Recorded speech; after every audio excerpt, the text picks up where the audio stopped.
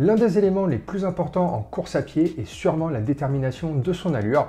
Et comme vous pouvez vous en douter, si elle dépend des capacités de chacun, l'allure va aussi dépendre de la distance que l'on envisage de courir, mais pas que. Et c'est justement ce dont on va parler dans cette vidéo. T'es sur Be Iron, on y va!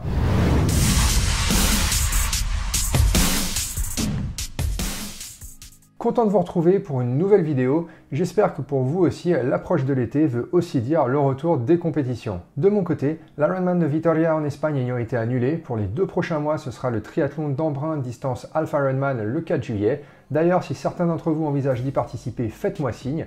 Et ensuite, cela sera finalement direction Tallinn en Estonie pour l'Ironman le 7 août à la place de l'Ironman du Kazakhstan qui devrait se tenir le 15 août, mais pour lesquels les conditions de voyage font qu'il y a tout de même beaucoup trop d'incertitudes, notamment pour obtenir une autorisation d'entrée et de sortie du territoire. Et vu que j'ai une envie relativement mitigée de me retrouver coincé là-bas, je pense que Tallinn offre une bonne alternative avec un parcours similaire et très rapide, même si la météo risque d'être un peu plus fraîche. Donc pour les prochaines vidéos, on tournera essentiellement autour de ces 2 courses, de ma préparation, du matériel et du voyage. Mais avant ça, revenons au sujet d'aujourd'hui et donc parlons un petit peu de son allure en course à pied. Et en réalité, le choix de son allure va dépendre de plusieurs facteurs et pourra aussi changer en fonction de la stratégie que l'on va adopter en fonction des différents types de courses. Il y a 3 stratégies que je considérerais comme basiques que l'on peut adopter lors d'une course à pied et que l'on retrouvera d'une manière ou d'une autre en fonction du type de course et de l'expérience du coureur. La première est de définir le temps que l'on souhaite réaliser et de se fixer une allure par kilomètre qui sera identique sur toute la durée de la course.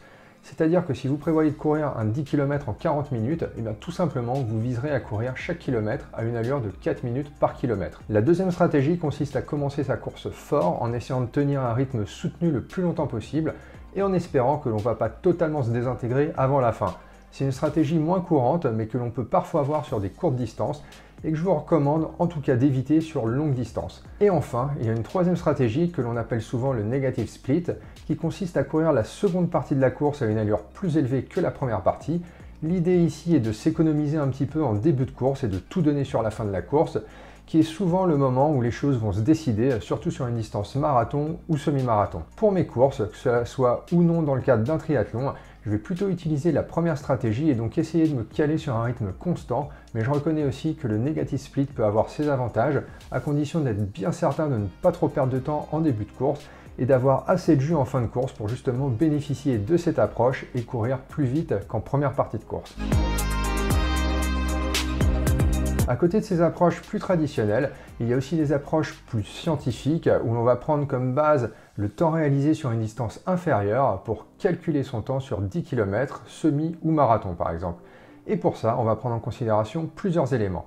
Le premier est que la course de référence doit être assez récente afin de refléter au maximum notre état de forme actuel. Et donc par exemple, pour prévoir son temps sur 10 km, si on a un temps de référence sur 5 km assez récent, l'une des méthodes de calcul sera de multiplier le temps par 2 et de rajouter une minute. Il y a aussi des méthodes de calcul plus avancées avec des multiplicateurs différents en fonction de la distance.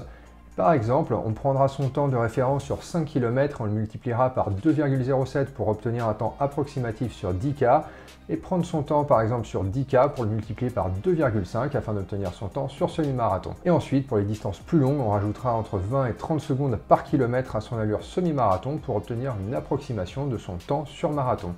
Et naturellement, l'utilisation de ces méthodes ne reste qu'une approximation et elle dépendra aussi de notre capacité à tenir la distance. Au-delà du temps visé par kilomètre, il y a aussi beaucoup de facteurs qui vont pouvoir influer sur votre allure, notamment pendant une course. Et cela sera par exemple votre état de fatigue générale, mais aussi la fatigue si vous courez dans le cadre d'un triathlon qui aura été induite par la partie natation et la partie vélo. Et dans ce cas, votre allure sera généralement légèrement inférieure à celle que vous auriez sur une course seule.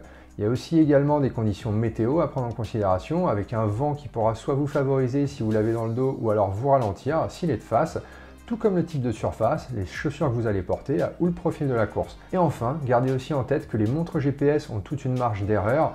Je pense que je n'ai jamais participé à une course où à l'arrivée, la distance sur ma montre correspondait à la distance exacte de l'épreuve. Donc si vous participez à un semi ou un marathon, vous aurez généralement une indication à chaque kilomètre et c'est le temps de passage dont il faudra tenir compte et pas forcément celui de votre montre GPS. qui pourrait tout simplement vous emmener à vous écarter de votre allure cible au fur et à mesure que la course avance. Voilà pour aujourd'hui, c'est une vidéo assez courte. Laissez-nous un petit like si la vidéo vous a plu. N'oubliez pas de vous abonner à la chaîne si ce n'est pas encore fait. Et nous, on se retrouve bientôt pour une prochaine vidéo.